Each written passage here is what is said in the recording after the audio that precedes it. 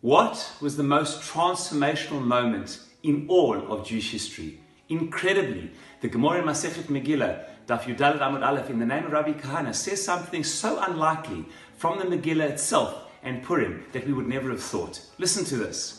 Gdolah hasarat hatabat, greater was the moment that Achashverosh removed his signature ring and gave it to Haman to begin, God forbid, implementing the decree to, God forbid, annihilate the Jewish people all over the Persian Empire.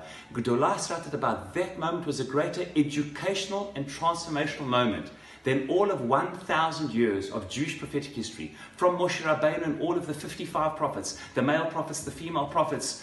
All of their murmurings and teachings and admonitions for 1,000 years did not have the same impact as the moment the Jewish people understood that all as one, everywhere and anywhere, they, God forbid, were threatened with annihilation and extinction. This perhaps explains the silver lining about the terrible phenomenon, the scourge of anti-Semitism, which is indeed on the rise around Israel and around the world. Israel faced ongoing threats on a daily basis. Modern day Persia, the modern day Haman, Iran, constant threat of annihilation that Israel has to be vigilant about. All of the borders surrounding Israel, be it now on the Syrian border with Iranian proxies, Hezbollah, Hamas, internal terror within the Palestinian Authority, constant threats, and incredible alarming rates of anti-Semitism all over the world, in all Jewish communities around the world. As terrible as this is, and how vigilant we have to be, and as much as we have to fight it, I think there is something about this which, in Hashem's world where nothing is by chance, is somehow there to this ongoing threat to bring the Jewish people closer together, to remind them wherever they are, no matter what their station in life, that they're part of one people, a distinct people with a distinct destiny that they cannot and should not escape.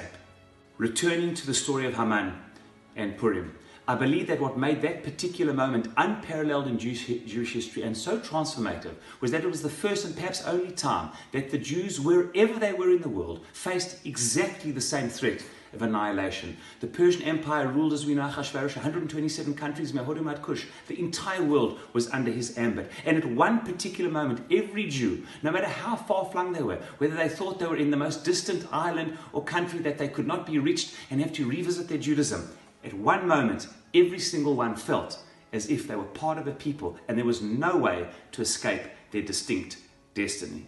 This brings us to an equally remarkable Gemara learned from Masechet Shabbat Peichet 88 about one of the concluding comments in the Megillah, and remarkable.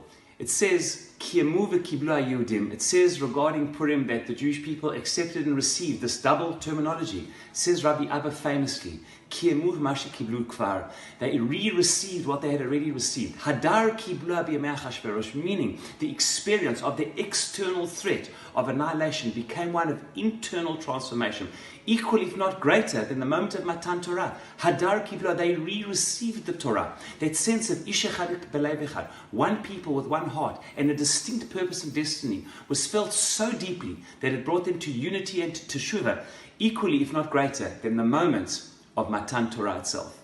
That, I believe, is the great challenge and opportunity of anti-Semitism and Jewish destiny today, to bring us together, no matter where we are, whether we're in Israel or around the world, religious or irreligious, left or right politically, wherever we are, whatever we believe, to come together.